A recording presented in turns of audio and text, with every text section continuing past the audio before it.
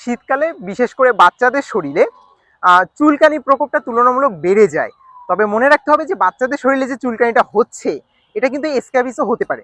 তো আমরা অনেকে স্ক্যাবিসের সাথে পরিচিত, আবার অনেকে পরিচিত না। স্বাভাবিক চুলকানির সাথে স্ক্যাবিসের কিন্তু একটা পার্থক্য আছে, এবং এই ট্রিটমেন্ট প্রোটোকল বা চিকিৎসা পদ্ধতি এটাও কিন্তু তুলনামূলক আলাদা।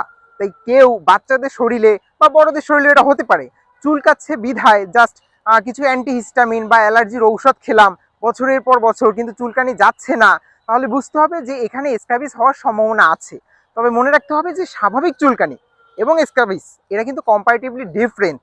তাহলে আমরা কিভাবে বুঝবো যে কোনটা সাধারণ চুলকানি এবং কোনটা স্ক্যাবিস? স্ক্যাবিস মূলত সার্কোপটিস স্ক্যাবি নামক একটা মাইট দিয়ে হচ্ছে।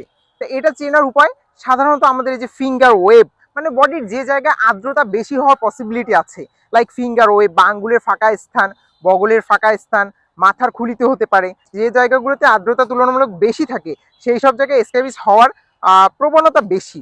তো মনে রাখতে হবে যে স্ক্যাবিসের যে চিকিৎসা পদ্ধতি এটা যদি আপনি সঠিকভাবে ফলো না করেন তাহলে এটা কিন্তু কখনোই সারবে না। তো এটার চিকিৎসা পদ্ধতি আলাদা কোথায়?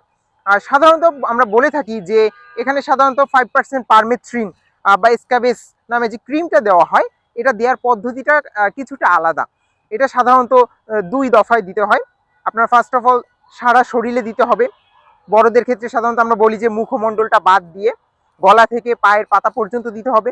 তবে বাচ্চাদের ক্ষেত্রে মনে রাখতে হবে যে অবশ্যই যেন মাথা থেকে পায়ের পাতা পর্যন্ত দেওয়া হয়, কারণ শুধুমাত্র বাচ্চাদের যদি গলা থেকে পা পর্যন্ত দেওয়া হয় তাহলে কিন্তু এই মাইটটা নির্মূল করা সম্ভব না। তা 2 দফায় সাধারণত দেওয়া হয়। 7 দিন পর প্রথমে একবার সারা শরীরে দিয়ে 7 দিন পর আবার সম্পূর্ণ শরীরে দিতে হবে। আর বাচ্চাদের ক্ষেত্রেও সেম। তবে মনে রাখতে হবে বাসায় যতজন সদস্য আছে আপনার সবাইকেই কিন্তু ট্রিটমেন্টটা নিতে হবে।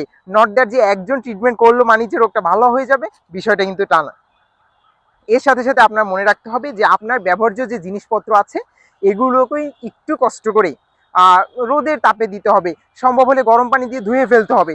এটা যদি সম্ভব না হয় এমন জায়গায় রেখে দিতে হবে যেখানে এটা আমরা করতে পারি যে বস্তা বন্দি করে আমাদের ব্যবহৃত কাপড় চোপড়কে আমরা রেখে দিতে পারি।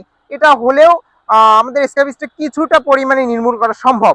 এর পাশাপাশি আমাদের যেটা করতে হবে যে আমাদের দৈনন্দিন ব্যবহার্য ইলেকট্রিক ডিভাইস, সেটা হতে পারে ফোন, হতে পারে ল্যাপটপ, এগুলোকে একটু আমাদের অ্যালকোহল প্যাড দিয়ে পরিষ্কার করতে হবে। তাহলে ক্রিম ব্যবহারের পাশাপাশি ব্যবহার্য জিনিস এবং পরিবারের সবার চিকিৎসা এটা করলেই শুধুমাত্র স্ক্যাবিস নির্মূল করা সম্ভব।